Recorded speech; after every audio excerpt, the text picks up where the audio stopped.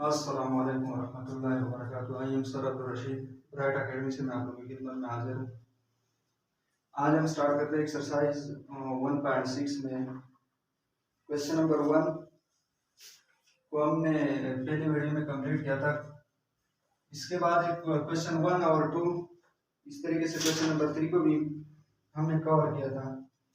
इसके अलावा question number 4, 5 जो आपके पास है वो सेम जो सब्ट्रैक्शन का मेथड था उससे आप लोग खुद कर सकते हो, क्योंकि इजी है। आपको मैंने मेथड बताया था, उस मेथड से आप कर सकते हो। अब आपके पास वही क्वेश्चन नंबर 1 है, लेकिन पार्ट नंबर 6 है।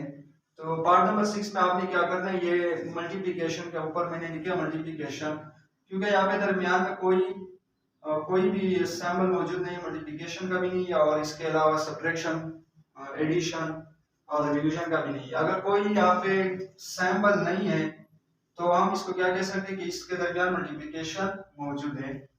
तो अब इसके ऊपर कौन सा फार्मूला अप्लाई होगा, मल्टीप्लिकेशन का। तो आपके पास क्वेश्चन नंबर जो 6 है 1, 2 एंड 1, -2, ये आपके पास Z1 है, इसको आपने Z1 का नाम दिया और इसको आपने Z2। यहाँ पे मैंने दोबारा लिखा है सोल्यूशन के बाद Z1 equal to 1, 2 and Z2 equal to 1, -2। Z1 multiply Z2, क्योंकि मल्टीप्लिकेशन है, इनको आपने आपस में मल्टीप्लाई करना है। जिस तरीके से हमने पहले क्वेश्चन में हमने एडिशन का किया था, उसके बाद सब्ट्रैक्शन का किया था, अब मल्टीप्लिकेशन का नंबर है। अब आपने 1, 2 एंड 1, -2, ये Z1 है और ये Z2 है, इसको आपने आपस में मल्टीप्लाई करना है। तो मल्टीप्लाई का फार्मूला था ये, अगर आपके पास क्वेश्चन इस टर्म में आपके पास मौजूद है तो आपने इसको कंपेयर करना है, यानी ये इक्वल है इसका, ये फार्मूला भी आपने अप्लाई करना है। तो यहाँ पे A मल्टीप्लाई C, तो आपके पास ये A और ये B, C और D।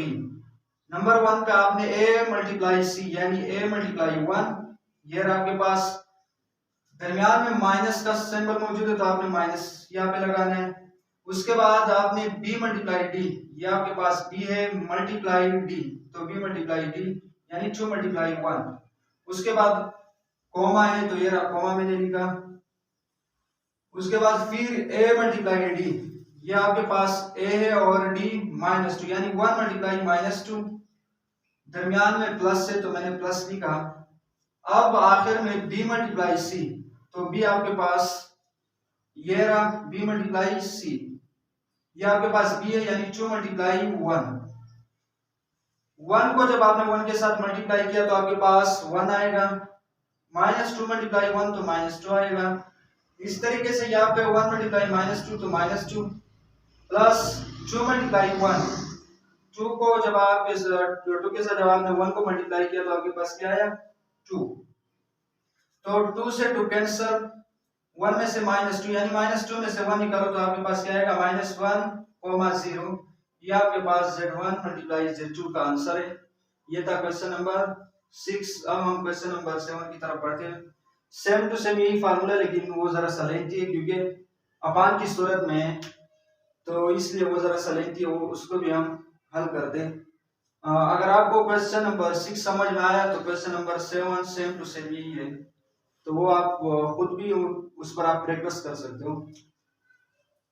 अब आपके पास Z1 मल्टीप्लाई Z2 आपने आपस में मल्टीप्लाई किया, क्योंकि मैंने आपको बताया था कि इसको आपने Z1 का नाम दिया, इसको Z2 का। और हमने Z1 और Z2 का क्यों नाम दिया, मैंने आपको पहले क्वेश्चन में मैंने आपको बताया था कि Z1 के अलावा आप कोई भी अल्फाबेट का नाम यहाँ पे दे सकते हो। एग्जांपल A से लेकर Z तक, P नाम दे दे, X दे दे, आपका मर्जी है। तो आपके पास ये Z1 है और ये Z2 है, यानी ये आपके पास A और B, ये C और D है। तो सेम यही फार्मूला है। फार्मूला क्या था आपके पास A मल्टीप्लाई C, ये आपके पास A है, ये जो आपके पास ये A है और मल्टीप्लाई C है, ऊपर मैंने ब्लैक मार्कर से लिखा है, ठीक है, मल्टीप्लाई C। दरमियान में माइनस मौजूद है तो ये रहा माइनस बी है। इसके अलावा बी मल्टीप्लाई डी, ये आपके पास बी है और मल्टीप्लाई डी है। अब इसके बाद कॉमा है तो मैंने कॉमा भी लिखा, ये रहा, यहाँ भी मैंने शो किया, ये रहा। अब ए मल्टीप्लाई डी, आपके पास जो ये ए है, ए मल्टीप्लाई डी, ये आपके पास ए मल्टीप्लाई डी प्लस ये प्लस से, यहाँ पे मैंने प्लस को भी शो किया है। इसके अलावा बी मल्टीप्लाई सी, तो आपके पास ये बी है और मल्टीप्लाई सी है। अब इसके बाद यहाँ पे क्या होगा कि 2 से 2 कैंसल, लेकिन इस 2 को इससे भी कैंसिल कर सकते हो, मर्जी आपका। अगर 2 से 2 1 सा 2 2 2 सा 4, यहाँ पे 2 आएगा, फिर 2 2 सा 4, वही 4 फिर भी आएगा, ठीक है। इस 2 को इससे भी कैंसिल कर सकते हो, इससे भी कैंसिल कर सकते हो, मर्जी आपका। तो √3 और √3 आपस में मल्टीप्लाई हुआ, यानी 3 मल्टीप्लाई 3 आपके पास क्या आएगा 9, यानी 3 के ऊपर अगर हम स्क्वायर लगाए, क्योंकि ये 3, अब यहाँ पे मैं इसको शो कर रहा हूँ कि 3 मल्टीप्लाई 3, इसको मैं ऐसे लिख सकता हूँ कि 3 की पावर 2, क्योंकि इनके पावर भी 1 है, इनका पावर भी 1 है। ये जब आपस में मल्टीप्लाई हुआ तो पावर क्या होगा 8, तो यहाँ पे मैंने क्या लगाया 3 का स्क्वायर है अपान 4 है, तो 4 यहां से आ गया। इसके अलावा ये आपके पास 18 है, तो ये जो आपके पास 2 था, ये 2 यहां से कैंसिल, इसे कैंसिल नहीं कर सकते क्योंकि यहाँ पे √2 है। इस 2 से 2 कैंसिल, और यह आपने इसको आपस में मल्टीप्लाई किया, 6 3 सा 18 आपके पास आया, और ये 2 √2 आपस में मल्टीप्लाई हुआ। सेम टू सेम यहाँ पे जो मैंने मेथड बताया था, तो यहाँ पे भी सेम यही मेथड हमने अप्लाई किया है। अब इसके बाद ये जो टर्म है आपके पास यहाँ पे फिर, यानी √3 जब आपस में मल्टीप्लाई हुआ तो 3 के ऊपर स्क्वायर आया और √ भी आ गया। ये 2 और मल्टीप्लाई 2, अच्छा ये 2 इससे कैंसिल, तो क्या बचा आपके पास, ये नहीं इधर, ये आपके पास। अब यहां से 2 से ये 2 कैंसिल कर सकते हो, या इसके अलावा अगर आप लिखना चाहते हो तो मैंने यहाँ पे लिखा है तो लिख भी सकते हो। एग्जांपल यहाँ पे 6 3 सा क्या लिखा है 18, और 2 को मैंने बाहर लिखा, काटा नहीं है। अगर आप कैंसिल करना चाहते हो तो कैंसिल भी कर सकते हो, अगर नहीं करना चाहते हो तो लिख ले, कोई इशू की बात नहीं है। अब यहाँ पे जो आपके पास था 6 3 सा आपके पास 18 आया, और ये √2 जो था 2 ये यहाँ पे मैंने लिखा है। इसके अलावा 4 आपने मल्टीप्लाई किया √2 के साथ, तो 4 मल्टीप्लाई √2, ये आपके पास ये 4th टर्म है। अब फिर यहाँ पे स्क्वायर √2 से कैंसल, 3/4 आ गया आपके पास। ये जो टर्म है आपके पास, ये मैंने 9 मल्टीप्लाई 2, तो 9 2 सा 18, और फिर 9 को मैंने क्या किया, इसको फिर इनका 2 टर्म बनाए, यानी 3 मल्टीप्लाई 3, तो 3 मल्टीप्लाई 3 इक्वल होता है 3 का स्क्वायर। तो यहाँ पे मैंने क्या लगाया 3 का स्क्वायर मल्टीप्लाई 2, तो यहाँ पे आपके पास फिर इस टर्म में से ये √2 जो अंडर था आपके पास, वो 3 का जो स्क्वायर है उससे कैंसिल, ये 3 बाहर आ गया, और जो √2 था वो यहाँ पे मैंने लिखा है, नीचे भी आपके पास क्या था 2 था। अब इस टर्म का नंबर है 3/2 सेम टू सेम यही आया, और यह आपके पास है 2 √3 स्क्वायर मल्टीप्लाई 2, इस स्क्वायर का जो ये जो 3 के ऊपर स्क्वायर है ये यहाँ पे 18 से आया है। इस तरीके से मैंने आपको बताया था कि 9 मल्टीप्लाई 2, तो 9 2 सा 18 आ गया।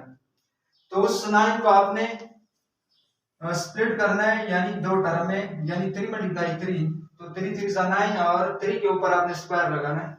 तो यहाँ पे 3 के ऊपर स्क्वायर है, ये इससे कैंसल, अंदर क्या बचा सिर्फ 2, तो 2 यहाँ पे 2 के साथ क्या मल्टीप्लाई हुआ 3, क्योंकि ये 3 बाहर आ गया, इसके ऊपर स्क्वायर था, स्क्वायर से √ कैंसल, तो 2 मल्टीप्लाई 3 √2 ये रहा। इसके बाद है 4 √2, यही टर्म जो है आपके पास सेम यहाँ पे मैंने लिखा है, क्योंकि यहाँ पे अभी जगह नहीं है, हम नहीं कर सकते। अब यहाँ से हमने फिर कंटिन्यू करना है, तो आपने यहाँ पे एलसीएम लिया, एलसीएम आपके पास क्या आएगा 4। आपने जब एलसीएम लिया यहाँ पे 4 आया तो इसके नीचे भी 4 था, 4 के साथ ऐसे डिजिट को मल्टीप्लाई करो कि आपके पास 4 आए। तो आपने 4 के साथ 1 को मल्टीप्लाई किया, उस 1 को आपने इस 3 के साथ मल्टीप्लाई करना है तो वही 3 आए। इसके अलावा -3 और ये 2 कहां से आ गया, ये 2 यहां से आया। ये 2 के साथ आपने ऐसे डिजिट को मल्टीप्लाई करना है कि आपके पास क्या है 4। तो 2 के साथ आपने क्या मल्टीप्लाई किया 2 को। जब आपने 2 के साथ 2 को मल्टीप्लाई किया तो आपके पास 4 आया, लेकिन उस 2 को आपने यहाँ पे मल्टीप्लाई करना है। तो यहाँ पे 3 2 6 आएगा। √2 कहां से आया, ये आपके पास ये √2 ये इन दो टर्म के दरमियान मैंने क्या किया एलसीएम लिया। ये कोमा है, कोमा के बाद इन दो टर्म के बाद फिर आपने एलसीएम लेना है। तो यहाँ पे 2√2 और 4√2 एलसीएम क्या आएगा 4√2। अब यहाँ पे 2√2 है, इस 2√2 को आपने ऐसे डिजिट के साथ मल्टीप्लाई करना है कि आपके पास क्या है 4√2। तो 2 के साथ आपने सिर्फ 2 मल्टीप्लाई करना है तो आपके पास क्या आएगा 4√2।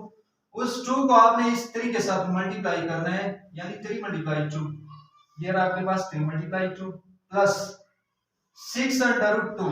ये 6√2 सेम यही टर्म यहाँ पे मैंने लिखा है, क्यों, क्योंकि इसके नीचे जो एलसीएम था वो 4√2 था। तो 4√2 के साथ ऐसे डिजिट को आपने मल्टीप्लाई करना है कि आपके पास 4√2 आए तो 1।